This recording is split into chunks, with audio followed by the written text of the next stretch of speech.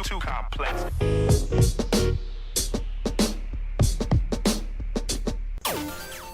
à toutes et à tous, c'est Shinra de chez ANLM. Donc aujourd'hui je vais vous présenter une game de Hearthstone en arène avec une clé de niveau 9. Donc la partie se charge. Et tout au long de la game je vais vous dire mes choix, pourquoi j'ai fait ceci, cela, bien sûr, pour que ça soit clair et que ce n'est pas un coup de chance de ma part, bien sûr.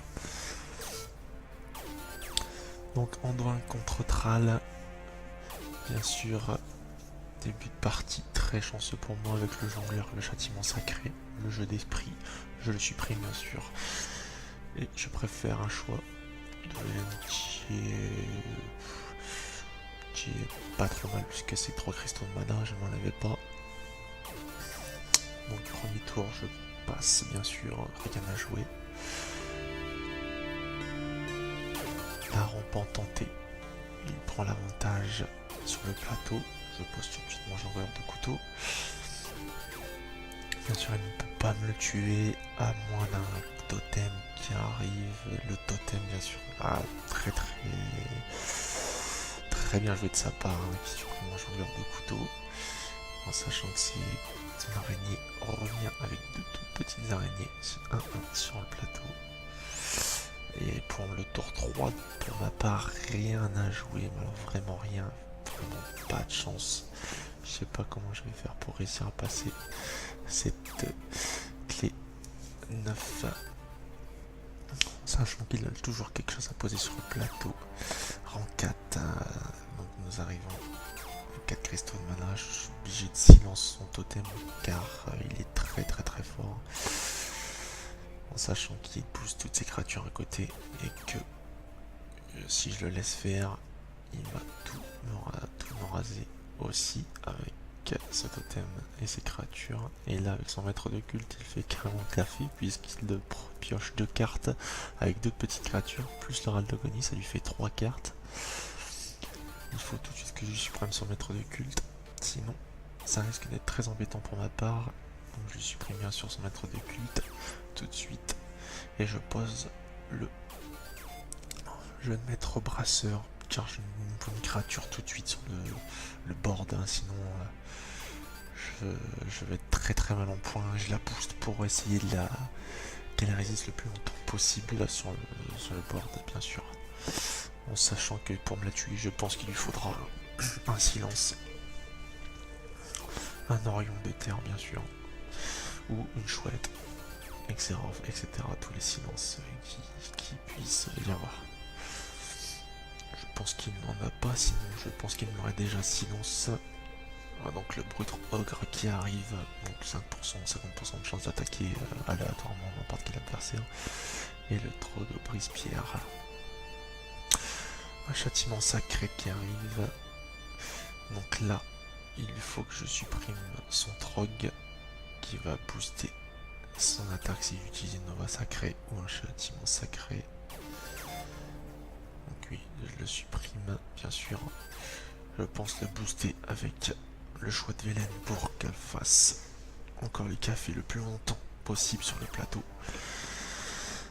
Car une 5-10 pour la tuer, ça va vraiment pas être évident pour lui, à moins d'un silence comme je vous l'ai dit tout à l'heure.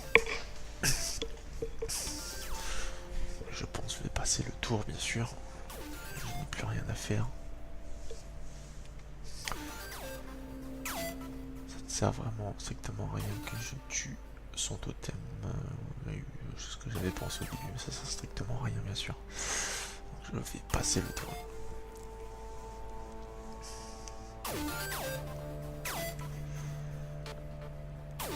Tour numéro 6, hein, pour sa part.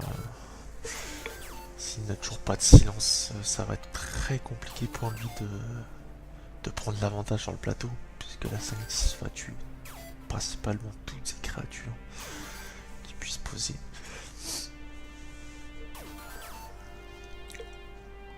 Il met du temps à jouer, il essaye de gérer ma 5-10 je suppose. La 6-4 qui arrive, qui fait pop un monstre aléatoirement de 4 cristaux. Très bon, mais je pense pouvoir m'en séparer assez facilement, sachant que j'ai mon pyromancien sauvage, le châtiment sacré, la nova sacrée, pour vraiment tout contrer sur la table si je veux. En sachant, je pensais vraiment utiliser la nova sacrée. J'aurais dû utiliser la nova sacrée et le pyromancien sauvage, vraiment pour raser tout son board. Je ne l'ai pas fait. Je ne l'ai certainement pas vu à ce moment-là. Je vais utiliser le châtiment sacré sur la 6-4 pour pouvoir la détruire et faire pop son serviteur à 4 cristaux. La 2-5 parfait, je peux la tuer avec mon maître brasseur. Et bien sûr le soigner. Pourquoi pas doubler? Et là j'aurais pu aussi doubler ses points de vie. Normalement bien sûr je ne le fais pas. Pourquoi? Parce que je peux encore le booster, le soigner, qu'il regagne des PV au prochain tour. Et bien sûr doubler encore plus ses PV. En sachant que j'ai le... Je ne sais plus comment cette carte s'appelle, la 6-6 qui augmente de plus 3 les PV. Qui va encore booster mon jeune maître brasseur. Qui ensuite sera bien plus fort avec l'esprit divin, bien sûr. Sachant que bien sûr que là, il n'a pas eu de chance, je sais pas ce qu'il a voulu faire, attaquer mon héros au début. Il a peut-être espéré que ça attaque le jeune maître brasseur, ou je ne sais pas. Enfin, tant mieux pour moi parce qu'il ne perd pas de PV. Avec mon esprit divin, c'est encore plus bénéfique. Donc là, bien sûr, je le booste comme j'avais prévu, mais je le booste ma 6-6, bien sûr. Pourquoi je booste ma 6-6? Bien sûr, parce que j'augmente ses PV à 6-12 et s'il me silence mon jeune maître brasseur, je suis complètement couvert par l'autre à 6-12. Donc là, nous allons continuer la partie avec la 6-12 et la 4 et la 5-6. Ah, excusez-moi, j'ai fait un petit truc. Donc là, je reprends, je suis avec ma 6-8 maintenant qui est passée de la 6-8.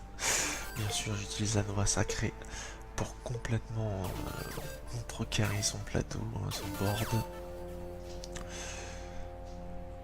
Et que mes deux créatures à 6-10 et 5-6 vont faire, je pense, toute la game.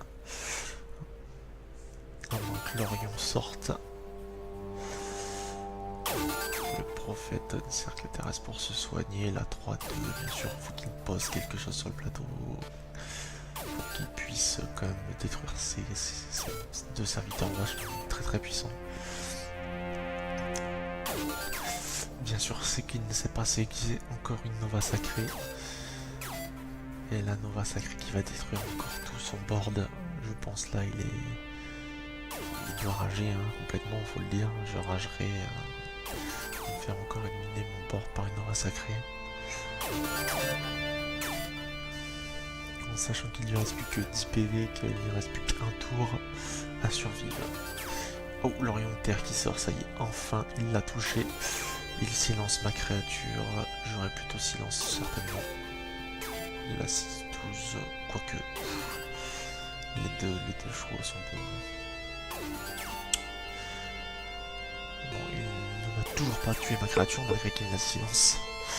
Et il aurait dû faire le totem avant de faire l'Orion, bien sûr. S'il aurait touché l'Orion de dégâts des sorts, il me l'aurait tué, mon jeune maître. Donc je protège bien sûr mes créatures avec le taunt de 8, très très puissant pour si peu de cristaux de mana. Bien sûr, l'Arald d'Agonique est très embêtant. Tout dépend de la chance du tirage dans le deck.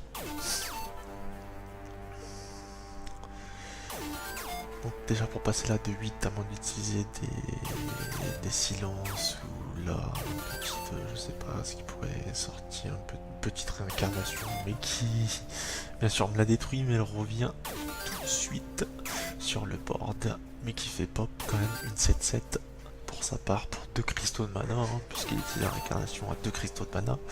C'est quand même avantageux pour sa part. Et le lob bombe qui peut détruire la 3-1 bien sûr. Là ça m'arrange complètement qu'il détruise la 3-1 et non la 2-4, vu qu'elle n'avait que 1 PV. Et là je touche le top, non pas le top deck, je dis des bêtises. Et avec le serviteur qui augmente plus 1 toutes mes créatures pour finir la game. Voilà, je vous remercie à tous et à tous, à bientôt.